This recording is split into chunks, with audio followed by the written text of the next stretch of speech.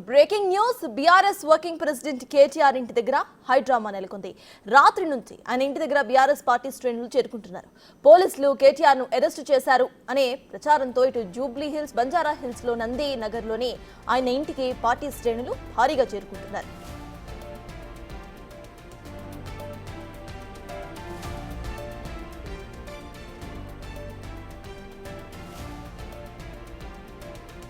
వికారాబాద్ జిల్లా దుద్యాల మండలం లగచర్లలో జరిగిన ప్రభుత్వ అధికారులపై హత్యాయత్నం దాడుల ఘటనలో బీఆర్ఎస్ నాయకుడు మాజీ ఎమ్మెల్యే పట్నం నరేందర్ రెడ్డిని అరెస్ట్ చేశారు పోలీసులు.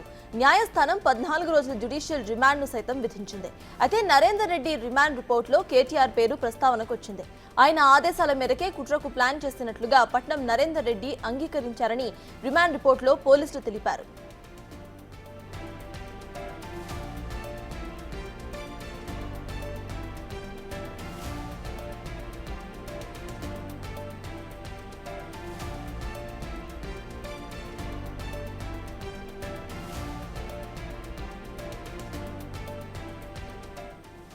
ఇక ఈ కేసులో పట్నం నరేందర్ రెడ్డి వాంగ్మూలం మేరకు కేటీఆర్ తో పాటు ఇతర కీలక నేతలను అరెస్ట్ చేస్తారనే ప్రచారం అయితే సాగుతోంది.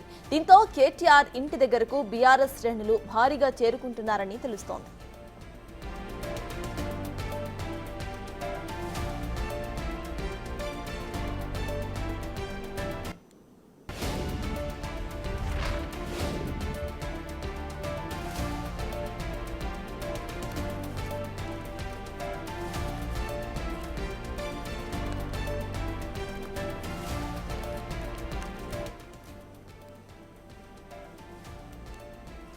బీఆర్ఎస్ వర్కింగ్ ప్రెసిడెంట్ కేటీఆర్ ఇంటి దగ్గర హై డ్రామా నెలకొంది. రాత్రి నుంచి ఆయన ఇంటి దగ్గర బీఆర్ఎస్ పార్టీ శ్రేణులు చేరుకుంటున్నారు.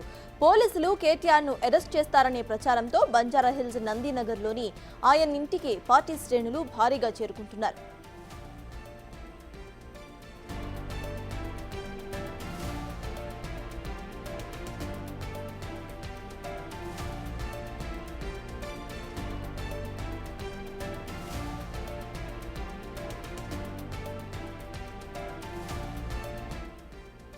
వికారాబాద్ జిల్లా దుద్యాల మండలం లగచర్లలో జరిగిన ప్రభుత్వ అధికారులపై హత్యాయత్నం దాడుల ఘటనలో బీఆర్ఎస్ నాయకుడు మాజీ ఎమ్మెల్యే పట్నం నరేందర్ రెడ్డిని అరెస్ట్ చేశారు పోలీసులు.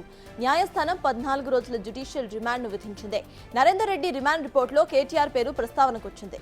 ఆయన ఆదేశాల మేరకే కుట్రకు ప్లాన్ చేస్తున్నట్లుగా పట్నం నరేందర్ రెడ్డి అంగీకరించారని రిమాండ్ రిపోర్టులో పోలీసులు తెలిపారు.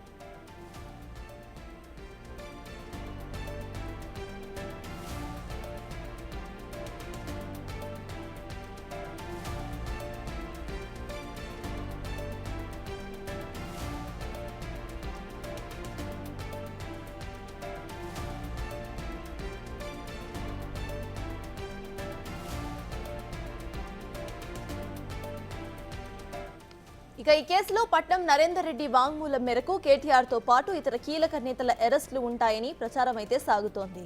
ఈ నేపథ్యంలోనే కేటీఆర్ ఇంటి దగ్గరకు బీఆర్ఎస్ శ్రేణులు భారీగా చేరుకుంటున్నారని తెలుస్తోంది.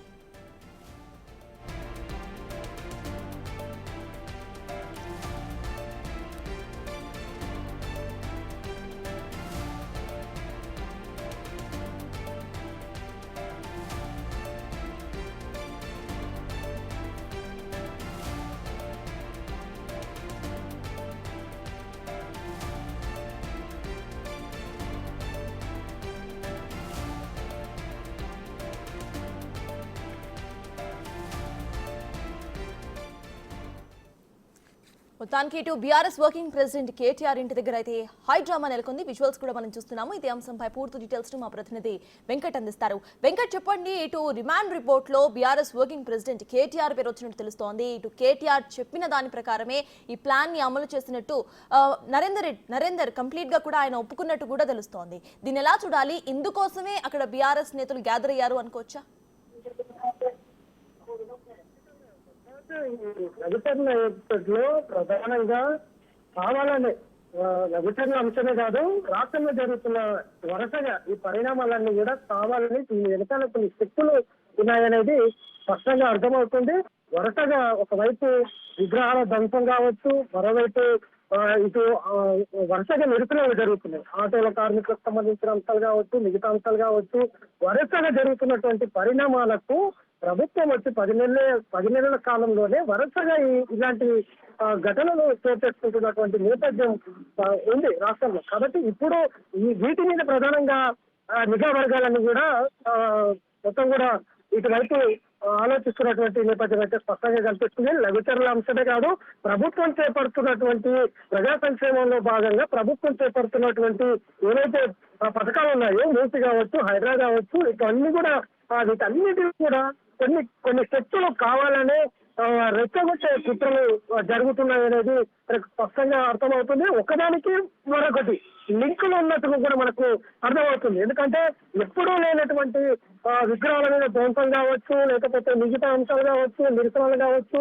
ఇట్లాంటి అంశాలన్నింటిలో కూడా ఒకసారి చూసుకుంటే కనుక స్పష్టంగా అనుమానాలు వ్యక్తమవుతున్నటువంటి నేపథ్యం ఉంది. అందులో భాగంగానే ఇవాళ లఘుచర్లలో జరిగినటువంటి ఘటనలు నేరుగా ఒక జిల్లా మెజిస్ట్రేట్ స్థాయిలో ఉన్నటువంటి కలెక్టర్ మీదనే దాడి చేయడం ఇది మంచి పద్ధతి కావాలంటే కూడా ఇప్పుడు రాజకీయ వర్గాల్లో వస్తున్నటువంటి స్పందనలు చూస్తుంటే కూడా అర్థమవుతుంది. ఒకవైపు మేధావులు కూడా ఇటు వామపక్షవాదులు కావచ్చు, మేధావులు కావచ్చు, విశ్లేషకులు కావచ్చు, ఒకదానికొకటి లింకులు ఉన్నాయి, కావాలనే ఏదో జరుగుతుంది, ఆ కుట్రల వెనుక ఉన్న శక్తులను గుర్తించాల్సిన అవసరం ఉందనే అభిప్రాయాలు కూడా వ్యక్తమవుతున్నటువంటి నేపథ్యంలో ఇప్పుడు ప్రభుత్వము ఇటు నిజ వర్గాలు కూడా వైపు అడుగులు వేస్తున్నటువంటి నేపథ్యం ఉంది. అందులో భాగంగానే దాదాపు 42 మంది ఈ ఎపిసోడ్ లో, లఘుచర్ల ఎపిసోడ్ లో గుర్తించారు. అందులో ఏదైతే ప్రధానంగా 19 మందికి ఎలాంటి అక్కడ భూములు లేవు, ఎలాంటి సంబంధం లేనటువంటి 19 మంది అందులో పాల్గొన్నట్టుగా రెచ్చగొట్టి అందులో కలెక్టర్ పైన కావచ్చు, మహిళా డిఎస్పీ పైన కావచ్చు, ఇటు తహసీల్దార్ మీద కావచ్చు, అధికారుల మీద దాడులు చేయడం ఇవాళ ఒక మొత్తం రాష్ట్ర వ్యాప్తంగా కూడా వ్యతిరేకత వస్తున్నటువంటి నేపథ్యం అయితే ఉంది. అసలే వాటి మీద పూర్తి సమగ్ర విచారణ అయితే పరిస్థితి ఇటు పోలీసులు అందులో భాగంగానే నిన్న మాజీ ఎమ్మెల్యే నరేందర్ రెడ్డి ప్రధాన నిందితులు గుర్తించారు. అందులో కూడా నరేందర్ రెడ్డి ఇచ్చినటువంటి వాంగ్మూలంలో కూడా ప్రధానంగా మాజీ ఐటీ మినిస్టర్ కేటీఆర్ అందులో ఆయన ప్రమేయం ఉందని కూడా అర్థమవుతున్న నేపథ్యం ఉంది. అందులో భాగంగానే ఇవాళ కేటీఆర్ ఇంటి దగ్గర మొత్తం కూడా హైదరాబాద్ కొనసాగుతూ ఉంది. టీఆర్ఎస్ తో వచ్చిన శ్రేణులందరూ కూడా రాత్రి నుంచే పెద్ద ఎత్తున కలిసి తరలి రావడం జరుగుతూ ఉంది. ఆయన ప్రమేయం అంటే రైతులు అక్కడ లాఠీచార్జ్ కాదు, ఫైరింగ్ జరిగిన కూడా తప్పలేదు.